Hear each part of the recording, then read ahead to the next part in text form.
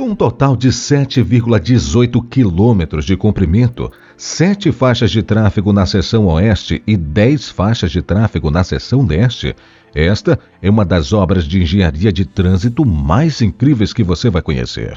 Estrategicamente construída na Baía de São Francisco, na Califórnia, região que é ao mesmo tempo sofisticada e casual e que abriga uma cultura efervescente, a São Francisco-Oakland Bay Bridge desponta como uma obra notável.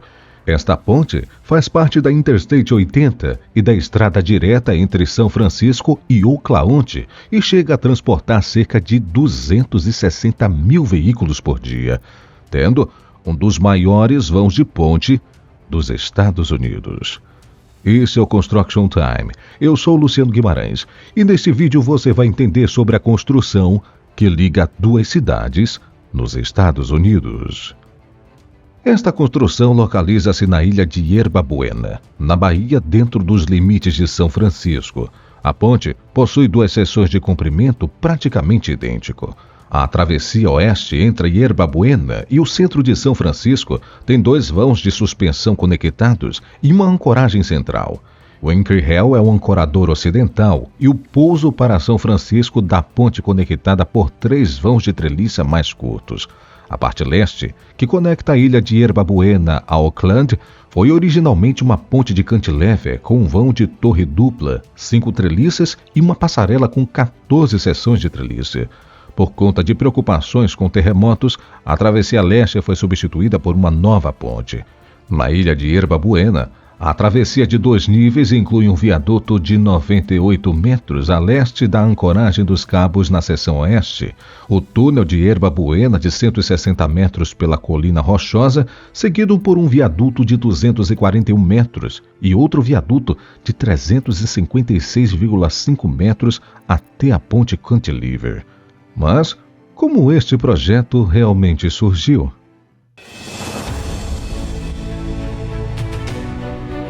Situada estrategicamente na Bahia, a cidade de São Francisco estava estrategicamente posicionada para prosperar durante a Corrida de Ouro na Califórnia. Rodeada por águas navegáveis, quase todos os bens não produzidos localmente chegavam por via marítima. No entanto, com a conclusão da primeira ferrovia transcontinental em meio de 1869, São Francisco ficou do lado oposto da Bahia, separada da nova ligação ferroviária. Os moradores de São Francisco temiam que a cidade perdesse sua posição como centro regional de comércio. Desde os tempos da Corrida do Ouro, empresários consideravam a possibilidade de construir uma ponte sobre a Baía de São Francisco.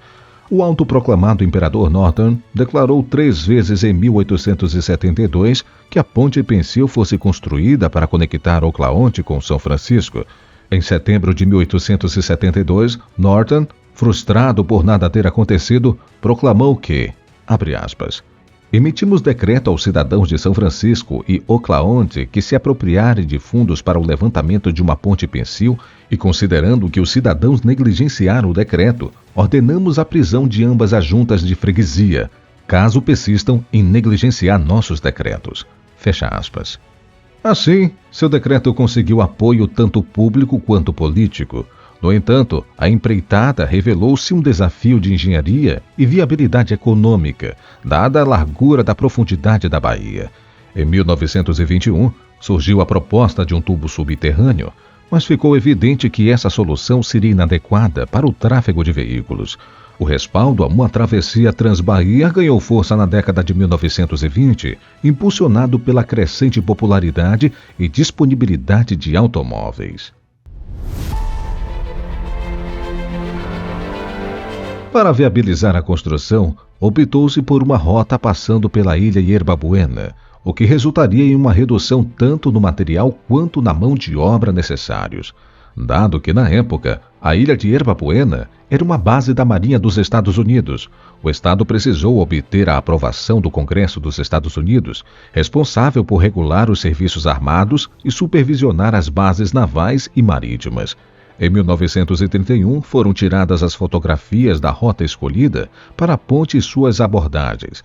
Naquele ano, os engenheiros ainda não haviam determinado o conceito final do projeto para o vão oeste entre São Francisco e a ilha de Yerba Buena.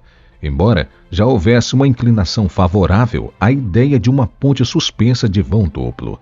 No ano seguinte, o plano final preliminar e o projeto da ponte foram apresentados, recebendo aprovação de ambas as agências. A elaboração do projeto final teve continuidade e, em 1932, Joseph Nolan, ex-congressista da Califórnia, viajou a Washington para convencer ao presidente Robert Hoover e a Construction Finance Corporation a adiar $62 milhões para a construção da ponte. A construção teve início em 9 de julho de 1933, enfrentando desafios na seção oeste da ponte entre São Francisco e a ilha de Yerba Buena. Com a baía atingindo até 30 metros de profundidade em alguns pontos e o solo demandando novas técnicas de assentamento de fundações, a opção de uma única extensão de suspensão principal de aproximadamente 1,2 quilômetros foi considerada, mas posteriormente rejeitada devido aos custos e ao impacto no cais em São Francisco.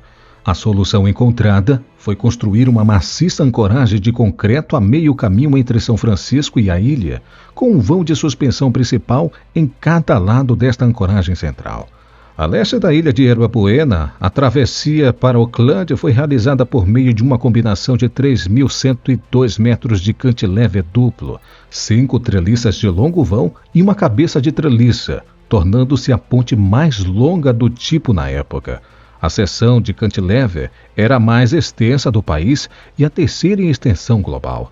A maioria da seção oriental original foi construída sobre estacas de madeira tratada, devido à profundidade da lama no fundo da baía, tornando impraticável atingir o leito rochoso.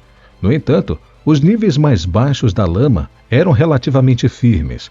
Infelizmente, durante a construção da ponte, 24 homens morreram. Em 12 de novembro de 1936, a ponte foi inaugurada na presença do então presidente dos Estados Unidos, Herbert Hoover. Em um gesto significativo, o governador Frank Marion cortou correntes de ouro através da ponte, utilizando uma tocha de corte de acetileno, destacando a importância desta monumental construção.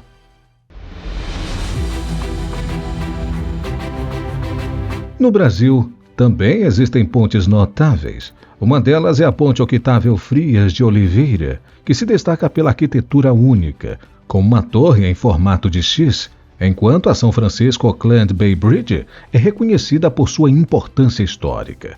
Tanto a Ponte Octávio Frias de Oliveira quanto a São Francisco Oakland Bay Bridge refletem a revolução da engenharia e design ao longo das décadas.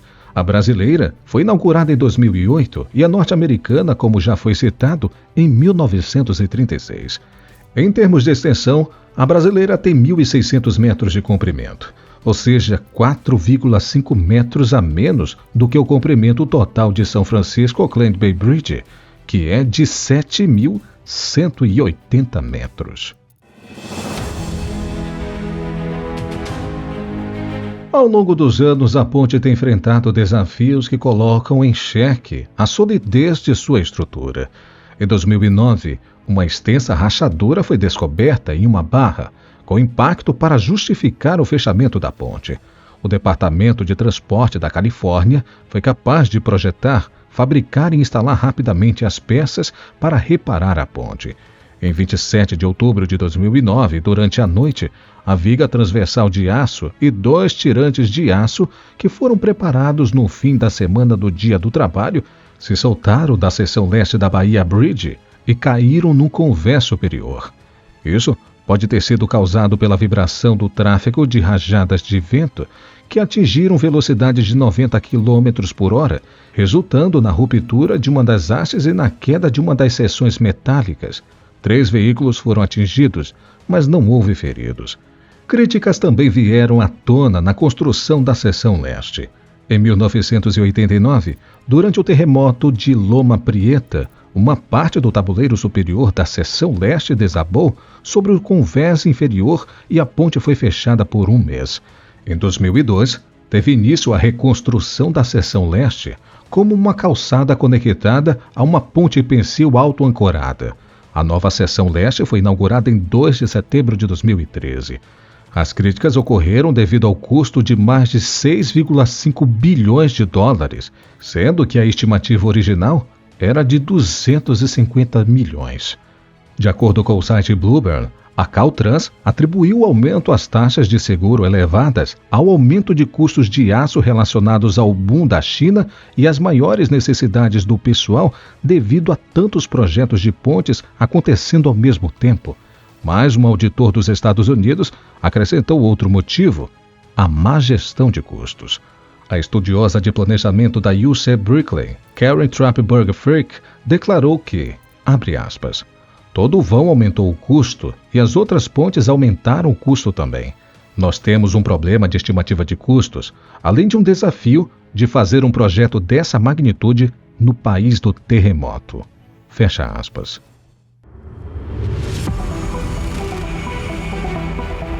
Sem dúvida, a construção da São Francisco Oakland Bay Bridge teve e continua a ter um impacto econômico positivo na comunidade local, gerando empregos na indústria, fabricação e construção, além de estimular o crescimento econômico da região.